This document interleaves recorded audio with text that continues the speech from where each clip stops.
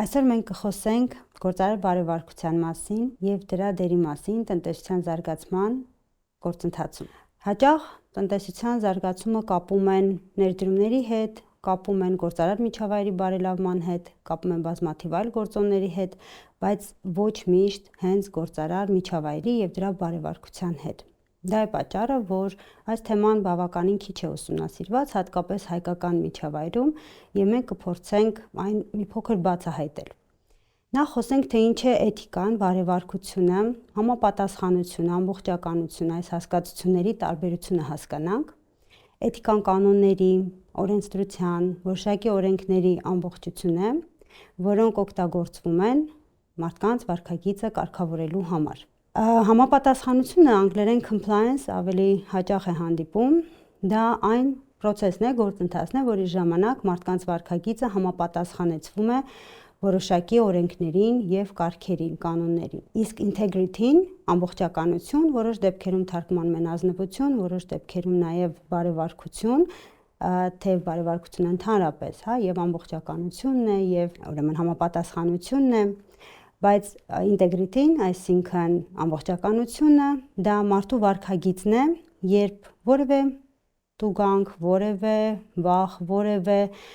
վտանգ չկա օրենք խախտելու, բայց միևնույն է անձը հետևում է օրենքներին, այսինքն եթե կենցաղային օրինակ բերեմ, կարելի է ասել, որ մենք երբ աղբը չենք նետում, որովհետև ոչ թե վախենում ենք տուգանքից, ոչ թե ինչ-որ մեկը տեսնում է, ոչ թե դա կարող է ինչ-որ ձևով մեր վրա ազդել, այլ զուտ դա մեր վարքագիծն է, դա մեր կուլտուրայի, մշակույթի մի մասն է։ Եվ այս բոլոր հասկացությունները գործում են և առկա են նաև բիզնես միջավայրում։ Հաճախ, երբ խոսում ենք բիզնես միջավայրի էթիկական, բարևարկության մասին, խոսում ենք առաջինը և հասկանում ենք, ընկալում ենք կոռուպցիան և կոռուպցիոն ռիսկերը, կոռուպցիոն հիմնախնդիրները։ Այստեղ է առաջ գալիս պետության կարգավորիչ, պետության վերահսկիչ դերը, բայց մեր հետազոտության արդյունքներում մենք այնուամենայնիվ եկել ենք եզրահանգման, որ պետությունը ոչ թե պետք է վախի մթնոլորտ ձևավորի և տուգանի, սահմանափակի բիզնեսին, այլ ձևավորի գործարար համագործակցության, գործարար փոխշահավետ գործընկերային հարաբերություններ, որպեսզի բիզնեսը ևս կարողանա հասկանալ կոռուպցիայի բացասական կողմերը և խուսափի դրանից։ Տեսականորեն շատ հետազոտություններ կան գործարար բարևարկության և էթիկայի հետ կապված, բոլորը այն տեսությունները, որ ձևավորվել են և այն հետազոտությունները, որ արվել են մինչև օրս, կարելի է բաժանել երկու խմբի։ Մի խումբը պայմանականորեն կոչվում է grease the wheels անգլերեն, որը նշանակում է յուղել անիվները։ Ինչ է նշանակում այս տեսությունը։ Այս տեսության համաձայն զարգացող և թերի զարգացած տնտեսություններում կոռուպցիան նույնիսկ կարող է դրական անդրադառնալ տնտեսության վրա, որովհետև այն թույլ է տալիս խոչընդոտներ, բյուրոկրատիա անցնել, որոշակի հեշտությամբ անցնել բյուրոկրատիան և խոչընդոտները, և հետևաբար ավելի շատ ներդրողներ ներգրավված են հենց ներդրումներ անել այդպիսի երկրներում։ Սա բերում է որոշակի ուրեմն դրական միտումների կարճաժամկետում, բայց բնական է, որ երկարաժամկետում այն բացասական հետևանքներ է ունենալու։ Հակառակ տեսությունը, որը դիտարկում է կոռուպցիան որպես բացասական երևույթ, դա send the wheels, այդպես է կոչվում, տեսությունների խումբն է, այսինքն ավազ լցնել անիվների տակ, այսինքն խոչընդոտել տնտեսության ընթացքին և բիզնեսի զարգացմանը, քանի որ կոռուպցիան առաջացնում է ոչ հավասար մրցակցային պայմաններ, առաջացնում է անվստահություն պետության և գործարար միջավայրի փոխհարաբերություններում և հետևաբար բերում է միայն և կարճաժամկետում և երկարաժամկետում բերում է միայն բացասական հետևանքներ։ Հաջորդը, ինչ որ կարևոր է և ես կցանկանայի նշել, դա Հայաստանի վերաբերյալ մեր կատարած հետազոտություններն են։ Մենք կատարել ենք մի քանի հետազոտություն, մասնավորապես ուրեմն բիզնես միջավայրի վերաբերմունքը կոռուպցիային և պետության դերին այս պրոցեսներում հասկանալու համար, հարցում ենք իրականացրել մոտ 80 խոշոր, միջին և փոքր չափի կազմակերպությունների շրջանում և փորձել ենք այնպես կազմակերպել հարցումը, որ հարցմանը մասնակցեն ավելի շատ ղեկավար պաշտոններ զբաղեցնող անձինք, որոնք ավելի տեղյակ են այն բոլոր գործընթացներից, որ վերաբերում են կոռուպցիային, բարեվարկությանը եւ կազմակերպության ներքին միջավայրին, կորպորատիվ մշակույթին եւ այլն։ Հետազոտությունները ցույց են տվել, որ ուրեմն կազմակերպությունների մեծ մասը կարևորում է պետության դերը եւ առաջնային է համարում, ինչպես արդեն ասեցի, կոռուպցիայի կանխարգելումը, առաջնային է համարում աշխատողների աշխատանքային իրավունքի պաշտպանությունը, սպառողների իրավունքների պաշտպանությունը, կարևորում է նաև շրջակա միջավայրի պաշտպանության ծրագրերի իրականացումը որպես ավելի նպաստավոր բիզնես միջավայրի ձևավորման նախապայման։ Միաժամանակ պարզ է, որ բիզնեսը ակնկալում է որոշակի խրախուսանք բարեվարկության համար։ Իհարկե չնշեմ նյութական խրախուսումը, որովհետև բիզնեսին բնական է նախընտրելի է ստանալ արտոնություններ, հարկային արտոնություններ եւ այլն, բայց ոչ նյութական խրախուսման շրջանակներում բիզնեսը նշել է, որ տարբեր կանաչ ծրագրերի իրականացման համար եւ ներքին կանոնակարգերի արդյունավետ իրագործման համար բնական է, որ կարող են տրվել որոշակի վարկանշային միավորներ, որոնք հետո տան արտոնություններ կազմակերպություններին, օրինակ պետական գնումներին, տարբեր ուրեմն գրանտերի համար մրցույթներին մասնակցելու process-ում եւ դա որոշ չափով խրախուսի բիզնեսին դրսեւորել ավելի բարեվարկ վարքագիծ։ Բացի այդ, ուրեմն նշեմ, որ կազմակերպությունների մեծ մասը, կեսից ավելին, կամ համարում է միտումները, որ առկա են այս պահին Հայաստանում, բացասական որոշ չափով, կամ բացարձակ բացասական, մյուս կեսը որոշ չափով դրական եւ միայն 15%-ը կարծում է, որ միտումները շատ դրական են եւ մենք ունենք բարեվարկության բարձր մակարդակ։ Պետք է նշել, որ բարեվարկությունը ոչ միայն պետության, ոչ միայն բիզնեսի, այլ նաեւ կրթական հաստատությունների եւ հասարակության գործն է։ Մենք բոլորս պետք է դրա համար պատասխանատվություն զգանք։ Հետևաբար ուսումնասիրել ենք նաև տարբեր հիմնականում բարձրագույն կրթության հաստատությունների կրթական ծրագրերը հասկանալու համար, թե արդյոք դրանցում ներառված են էթիկան, բարեվարկությունը խրախուսող, քարոզող ծրագրեր, դասընթացներ, ուսումնասիրել ենք դրանց բովանդակությունը եւ կատարել ենք համեմատություն արտասահմանյան նմանատիպ բուհերի ծրագրերի հետ։ Արդյունքում պարզվել է, որ մենք ըստ էության մեր ծրագրերի առումով, դասընթացների առումով շատ թերացումներ չունենք։ Հիմնական խնդիրը դրանց բովանդակությունն է, դրանց ավելի պրակտիկ բնույթը եւ տեխնիկական մասնագիտություններում էթիկական դասընթացների բացակայությունը։ Քանի որ տնտեսագիտական, բիզնես, կառավարում եւ նմանատիպ ուղղություններում էթիկան դասավանդվում է եւ գրեթե բոլոր համալսարանների կրթական ծրագրերում այն ներառված է, տեխնիկական բուհերում այդպիսի ծրագրեր չենք գտել, ամենայն դեպս չենք կարողացել բացահայտել, կան դրանք թե ոչ, եւ այստեղ առաջ է գալիս թվայնացման խնդիրները, արհեստական բանականության եւ էթիկայի հիմնախնդիրները, որոնք արտասահմանյան բուհերում լայնորեն դասավանդվում են եւ կարծում եմ, որ այս ոլորտում եւս մենք որոշակի բացեր ունենք։ Բացի այդ, համալսարանները պետք է էական դեր խաղան էթիկայի քարոզման գործում, դասընթացների, կարճաժամկետ տրեյնինգների, վերապատրաստման ծրագրերի եւ նմանատիպ միջոցառումների համատեքստում։ Այս առումով պետությունը, բիզնեսը, կրթությունը եւ հասարակությունը կարող են համագործակցել միմյանց հետ հասնելու համար որոշակի բարելավման միջավայրում ավելի բարեվարկ, ավելի էթիկական վարքագծի ձևավորմանը։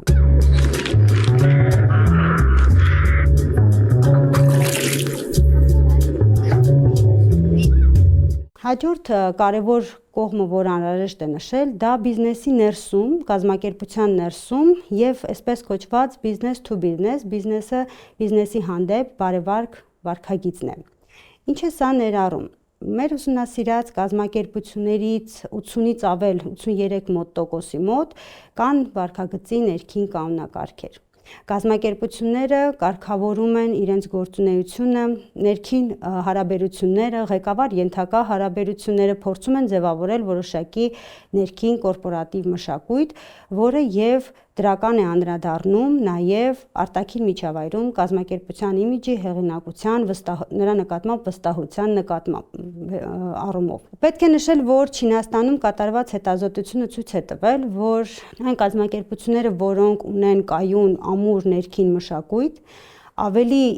վստահելի գործընկերներ են դիտվում արտաքին միջավայրի համար եւ իրենց բիզնես գործընկերների համար, քան նրանք, որոնք ավելի թույլ ներքին կորպորատիվ մշակույթ են ձևավորել։ Ներքին կանոնակարգերի առկայությունը դա դրական է բնութագրում մեր բիզնես միջավայրը, սակայն դա բավարար չէ։ Պետք է նշել, որ անհրաժեշտ է նաև դրա պահպանումը եւ հատկապես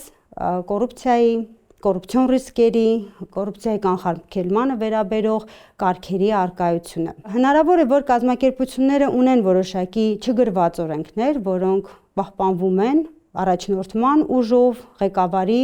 հեղինակության հաշվին, բայց դա բավարար չէ, պետք է նաև լինեն որոշակի ֆորմալ ձևակերպումներ։ Մենք նաև ուսումնասիրել ենք բիզնեսը բիզնեսի նկատմամբ ինչպիսի վարքագիծ է դրսևորում եւ արդյոք կազմակերպությունները ունեն կանոնակարգեր, որոնք կարգավորում են այս պրոցեսները,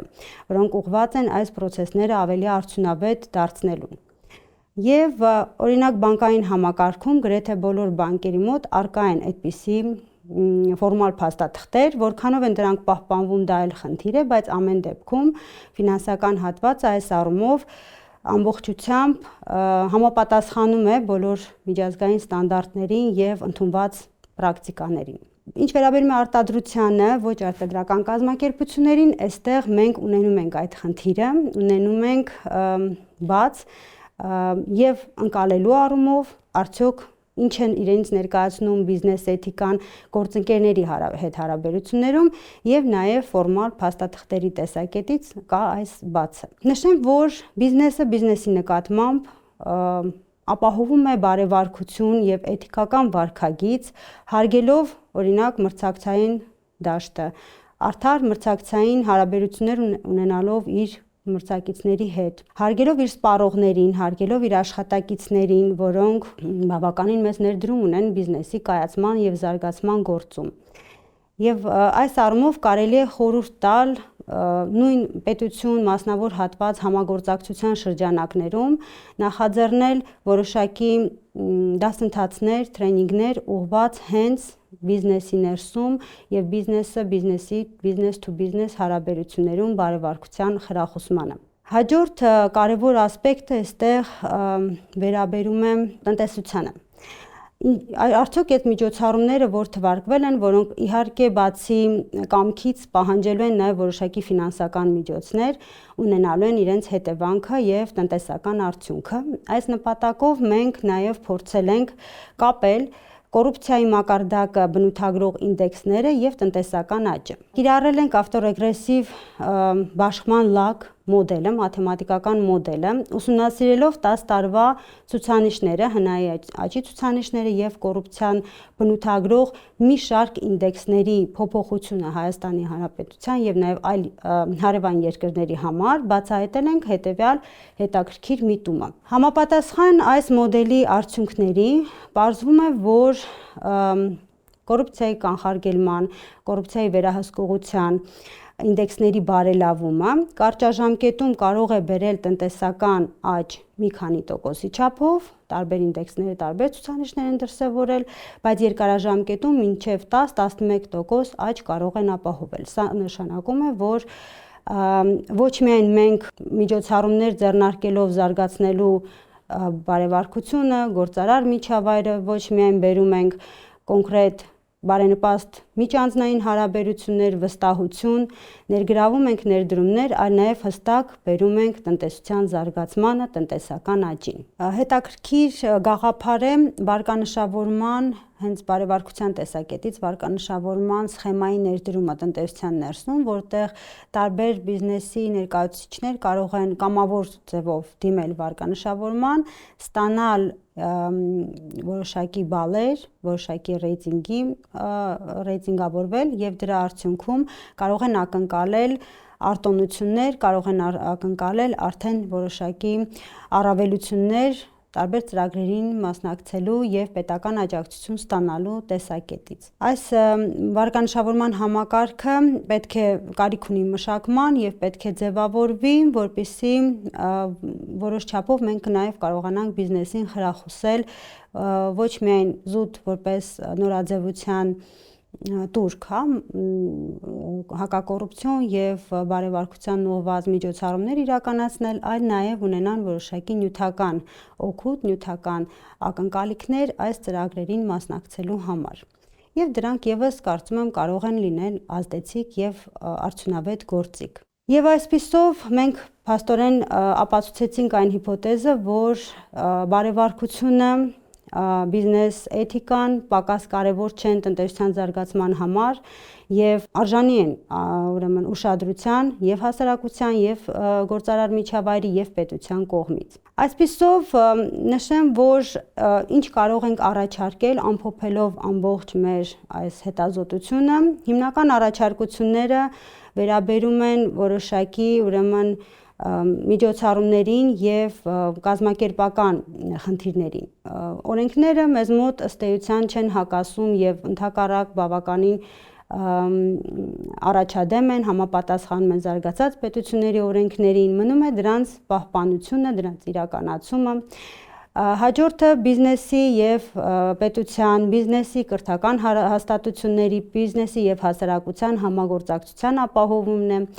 այսինքն այն, որ մենք ունենք որոշակի կանոնակարգեր, ունենք որոշակի ծրագրեր, դեռ բավական չէ, դրա մեջ պետք է ներգրաված լինի ինչքան հնարավոր է ավելի շատ մարդ, ինչքան հնարավոր է ավելի շատ շերտեր, հասարակության տարբեր շերտեր։ Կրթական հաստատությունների դերը եւս կարևորվում է եւ պետք է այդ համագործակցությունը լինի եւ պետության եւ կրթական հաստատությունների եւ կրթական հաստատությունների ու բիզնես միջավայրի կողմից։ Այսպիսով եւ կազմակերպության ներսում ձևավորելով որոշակի նպաստավոր բարեհոգեբանական փոխադարձ վստահության, թափանցիկության միջավայր, մենք կարող ենք հասնել նմանատիպ հարաբերությունների գործարար աշխարհում, գործարար միջավայրում եւ գործարար աշխարհ եւ պետություն հարաբերություններում։ Կարծում եմ, որ այս process-ը պահանջում է որոշակի ժամանակ, սակայն ձեռնարկելով միջոցներ եւ յուրաքանչյուրը իր տեղում աշխատելով, կատարելով որոշակի եւ հետազոտություններ եւ աջակցելով գործընկերներին եւ ներկայացնելով որոշակի առաջարկություններ կարող է հասնել, մենք բոլորս կարող ենք հասնել այն նպաստավոր միջավայրին, որ ցանկանում ենք, որտեղ կա վստահություն, որտեղ հասարակությունը ոչ թե ուղղակի դիտում է, թե ինչպես է գործում բիզնեսը եւ պետությունը, այլ պահանջատեր է, այլ աջակցող է եւ մեկին եւ մյուսին։ Եվ կարծում եմ, որ այս թեման պետք է